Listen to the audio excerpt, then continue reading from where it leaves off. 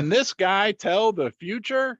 The Louisiana Gold Guru, Buddy Rumble, has kindly agreed to join us again today. And I'm telling you, 6 weeks ago, he made a prediction that came true almost to the penny. We're going to talk about silver. We're going to talk about gold. We're going to talk about the BRICS. We're going to talk about the Federal Reserve. We're going to talk about 130 countries that are now in the process of developing CBDCs. But first, we're going to talk to Buddy. How you doing, Buddy? Hey, good morning, Ron. It's good to be with you and your viewers. I enjoy them and enjoy the comments on the live feeds. Yeah, well, we'll get all kinds of comments, Buddy. Good. I know. Yeah. I noticed there's been a lot of them asking about platinum on like some of your live feeds when I'm able to join in, when I'm watching the videos. So that's kind of yeah. Well, we'll touch on platinum later in the video. I first want to talk to you about the prediction that you made, Buddy. 6 weeks ago, you told me we're going to get the $1,900 gold, and I think you said $21 silver. So you got about another $1 to go. But what are your thoughts? Well, my thoughts on the silver is that it's 22.51, and if it just dropped 52 cents, it'd be in the $21 range. And so I don't know, but my thoughts on that, I like to chalk it up to the crystal ball, but reality, I mean, I've been watching gold and silver for a lot of years. And you just got to kind of listen to that inner gold that talks to you, my inner leprechaun. Right. Right. You've got unicorns and I've got leprechauns in me, so.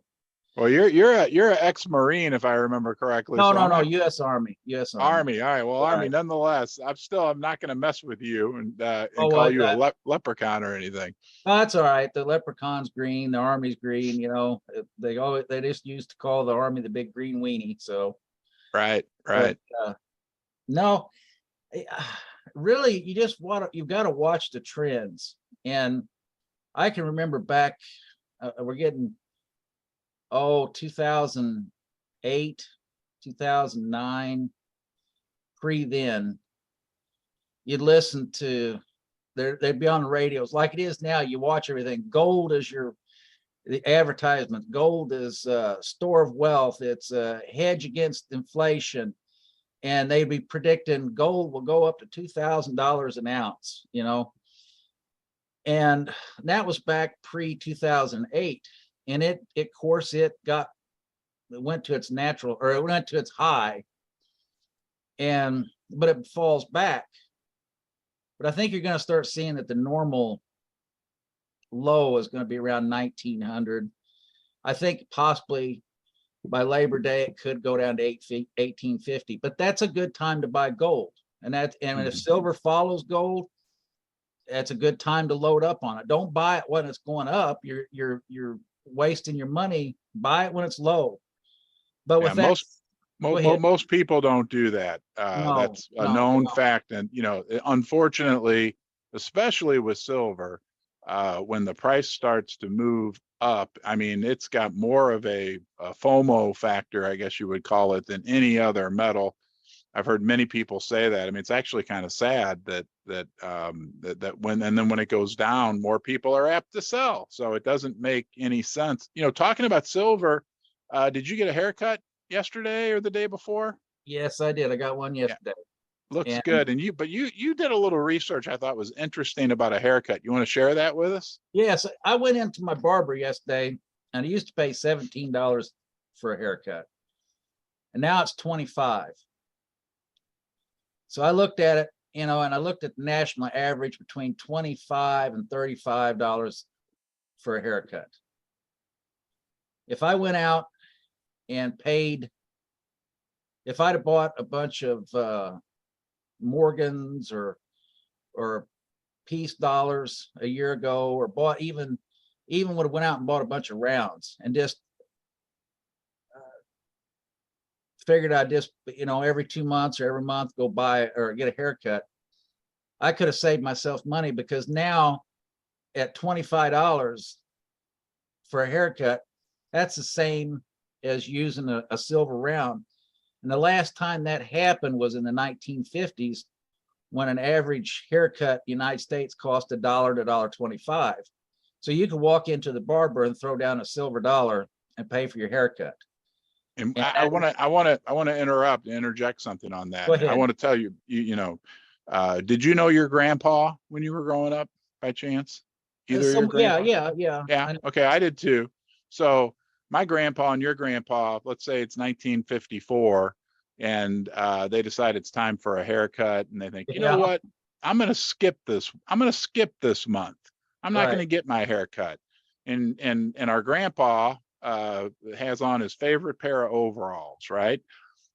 Option one, he sticks a silver dollar in one pocket, okay? Yeah. Forgets about it. Option two, he sticks that paper dollar that he saved instead in his pocket, right? Right. He unfortunately passes away. The overalls sit in a closet for the next, 65 years. We're over cleaning out grandpa's house. If grandpa had stuck that paper dollar in his pocket, and we find it today, it's worth $1, right? Yeah, maybe. If he'd stuck a silver dollar in his pocket back then, today, the silver in it's maybe worth $17, $18, but still, it's probably actually worth $25 or $30. Right. Just to show how silver and gold maintain their value, right? Exactly. That's the point that, and you explained it better than I did, but that's why I get paid the big bucks. That's right. And I think you did a great job too, buddy. Okay, but no, I mean, people have said that same amount of gold and silver back there years ago, you could still walk in and buy the same thing today, but people don't realize that. But just go get a haircut, and I bet you, if you go to one of the old barbers and you plop down a silver round or a Morgan, they take it and give you that haircut today. Yeah. Some of the old guys. What about CBDCs? Let's talk. That's a hot subject with our. I saw a report this morning from Reuters. I was shocked. 130 countries, central banks are either at the kind of the middle or advanced stages of developing CBDCs. 130, and then the article went on to say that it represents 98% of the world's population. So I guess it really is happening. We're going to have CBDCs. Yeah. I think that's part of that global wealth distribution. When they institute it, what scares me is if you got fiat currency or you got money in the savings or your checking, is that going to, if I've got $100 in savings and I convert that over to CBDCs, am I going to lose money or am I going to gain money? We don't know what the exchange rate will be. That's what scares me. Yeah. What about silver and gold? Let's say 3 years from now we have worldwide CBDCs. What do you think it'll do to the price of silver and gold? Any thoughts on that, buddy? I think they're going to limit us where we can't buy it.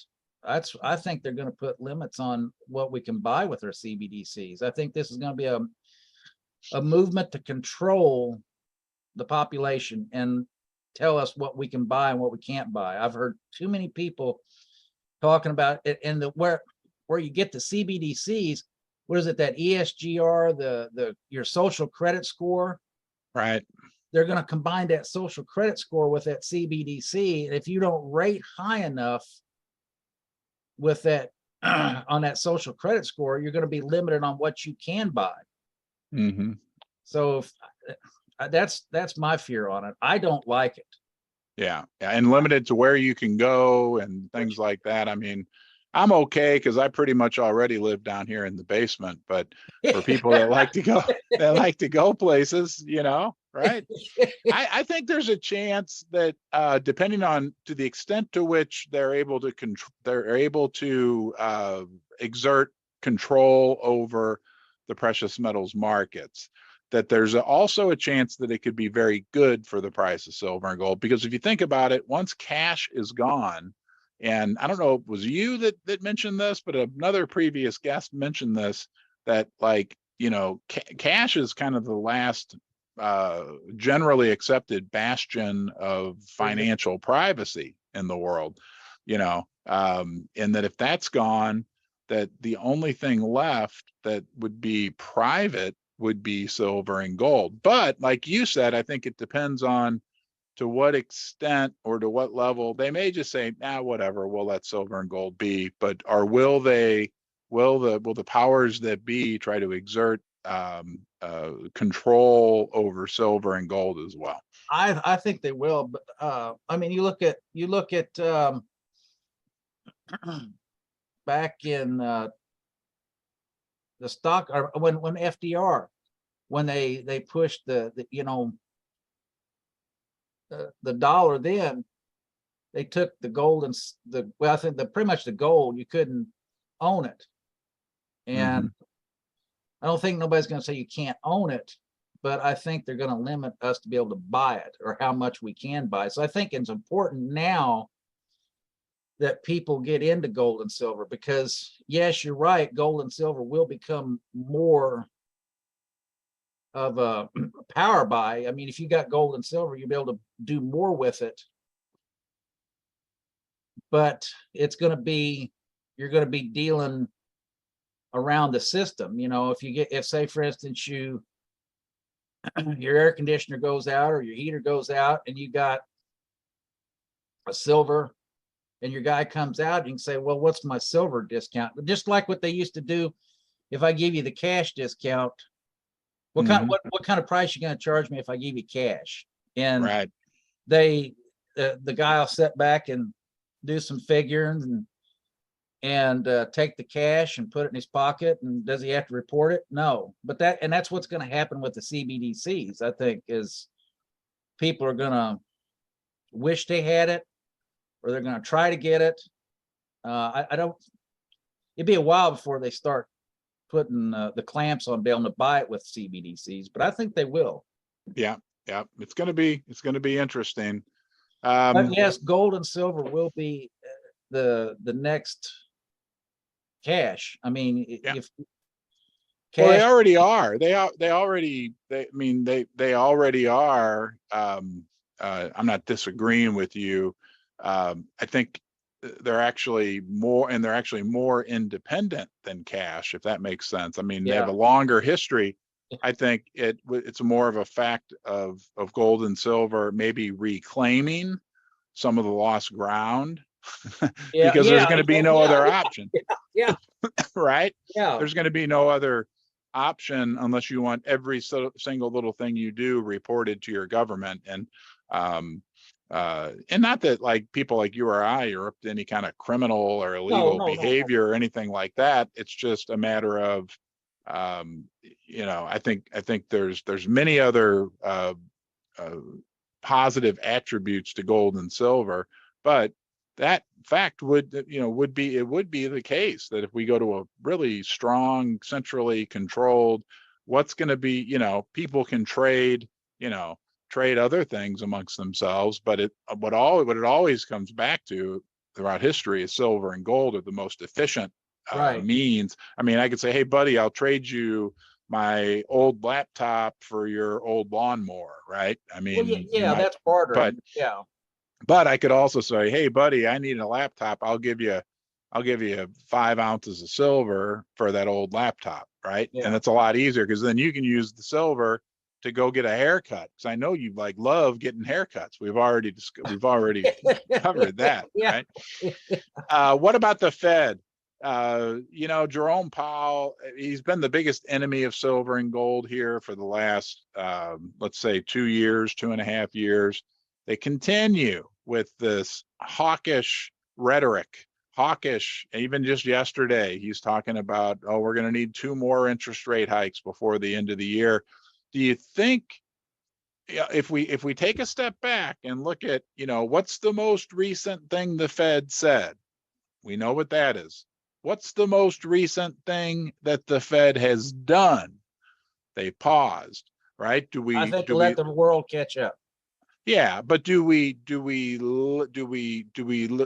pay more attention to what they say or to what they're doing? And statistically, I'm not saying this is the case, because I've just about surrendered to the fact that I think the Fed will never be dovish again. But statistically, they say that after the Fed pauses, every other time in history, they've wound up cutting rates within 90 days. It appears Right. it's going to be different this time. Well, But we're in unprecedented times. I mean, look at the debt, look at yeah, BRICS, look at what they're. I mean, just like I said, I'm not trying to get political, but I mean, look at everything our politicians does, or the people that's in the White House or it's in power. Everything they do that would be good for the country, they do the exact opposite. They don't. It just don't make sense. So you really can't read into that.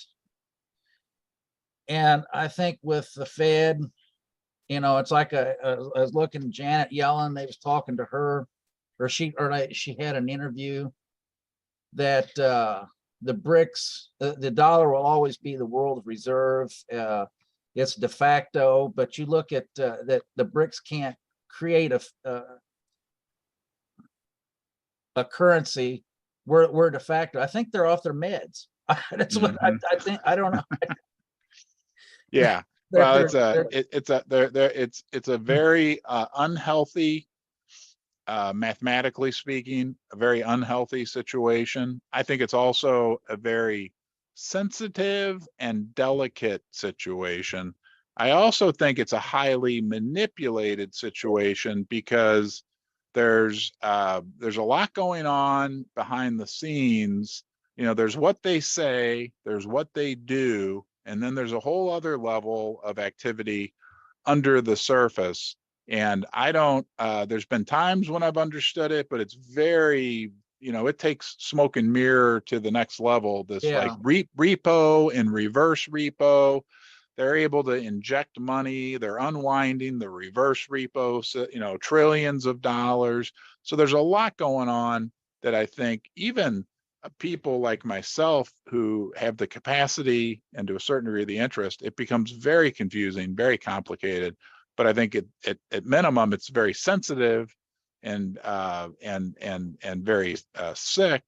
And on top of that, it's all occurring within a geopolitical situation in the world, which is more contentious than what we've seen in a long time. Yeah, well, I agree. But the thing that you got to really look at too, I think, people, is that debt at what, 32 trillion. 32 trillion. I was thinking 33, but I'd seen something. I can't remember where it was. I was watching something on news where there's a group of politicians that want to, and I'm not saying it's a bad thing. I'm just saying is that they want to appropriate 14 trillion to pay reparations to former slaves. 14 trillion. And the person says, we're already at 32. So you add another 14 trillion to pay all these people. So that, I mean, that really increases the debt. It's like they're just drunk on power. They've got the key to the money press. So they just keep doing it, which is going to kill everything. Yeah. You can't dilute. It's like think about a 32-ounce bottle of bourbon, right? Right. And it's probably a bad analogy, but I'll use it anyway. Yeah, I know it. Yeah. If you add another 14 and you pour 14 ounces of water to it, it still kind of tastes like bourbon. It still will kind of get you drunk, but it's not quite as powerful as it was, right? Exactly. And that's what we're looking at as they continue to kind of dilute the currencies. Buddy, it's been great. Did I miss anything? Anything else you want to talk about? We was talking about the food shortages. You had mentioned something about that what's coming down the pike. You know, here last year they said something. I think even the president was talking about supply and food shortages. And there's a lot of people talking about it. And I can remember one group talking about Russia is the top supplier of fertilizer. Of course, we've got sanctions on them. So there is, I think that's going to affect us. I think there's a fertilizer shortage. So how do you can't grow foods without it? Well, there's a fertilizer shortage. There's also drought conditions in much of the United States. The wheat harvest is way down. Right. Corn is down. There's drought conditions in a lot of Australia. There's drought conditions in Canada. The harvest numbers in Florida, the orange crop's only at like 50% of its typical yield. I think peaches in Georgia are down 80%, they're saying this year. Well, chicken too. Chicken, I'd seen the thing. The chicken this year was lettuce. They said the top really three was, from what I researched, it was lettuce, potatoes, and chicken. What I had seen. And the cattle herd is the lowest it's been since 1964 or something like that. I mean, so what we're looking, maybe we don't feel it right now, but I think what I'm hearing too is the fear is as these supply shortages bleed through to the system, we could be in real trouble in the coming, 6 months to a year. I think the United States will have plenty of food. I don't think we're like but it might be at a much even higher price than what we're used to right now. Yeah. And the other component of that is the developing world, parts of Africa, these third world developing countries, that they're the ones who are really could be facing what could be legitimate food shortages. And that's typically not a good thing. People don't like to be hungry, right? No, and that's why I think you're going to see some of these other poor countries flock to the BRICS, because China has something, the BRICS has something to offer them in a reserve currency that's backed by gold or what they say, assets, not just real assets. Yeah, real. And they say real assets with the BRICS currency. Most smart people who I follow wind up kind of coming to the conclusion that ultimately that always means gold. Because it's hard to back a currency with oil. The United States. I mean, the gold and the silver is flying out of the COMEXs and going east. They just said that here just a month ago or so, that China and India and all them are gobbling it up. Like me and you at a Thanksgiving table, right? I mean, they are just they're eating it up, and that's been going on now for a couple decades or the last decade, but it's even now occurring at a faster pace. So it's going to be interesting, buddy. I don't want to be a fear monger. I mean, I hope for the best, but we've got to do something, because once that dollar, if they continue with this de-dollarization and all them dollars flood back to the United States, we're in trouble. Yeah, I agree. Buddy, thank you for joining us. Ron. You're the best. I hopefully we'll see you in another couple weeks. Well, we'll get back and we'll work on some more top subjects to talk about, topics or. Yeah. The world is generous in providing those for us, so we won't have a problem there. Yeah, just stay off some experimental submersibles. That's the only thing I can say if you're a bowl of billion. Yeah, that's unfortunate. Not to laugh about. Yeah, I'm not laughing. I kept thinking when I look at him like that, looks like a giant 2-liter soda bottle to me. Like I'd buy at the grocery store a 2-liter bottle of Pepsi or something. I think how they made it, and the end caps were epoxied on. They were slid on this carbon fiber. Yeah. And I mean, I'm not an engineer, but the guy that invented that thing, he started out in aeronautics and space. Right. And so when you go up, things expand. When you go down, it contracts. And I did scuba diving, And the way they made that thing, I'm sure those caps just blew off. I mean, Blew off. Yeah. yeah, it just, Yeah. I can't, it's crazy. Well, stay out of submersibles, buddy, and Yeah, we'll you talk too, to you. Ron. All Don't, right. we You can't got it. lose you. No. You know, but remember, everybody's got to like, subscribe to your channel, and Yeah. I do my best to try to get people to watch it, because you've got a good information. And Well, thanks, buddy. And good on behalf work. of all the viewers, thanks for joining us, and we'll look forward to seeing you in a couple of weeks. Okay. All right. Well, thank you, Ron. You take care. Bye bye. Bye bye.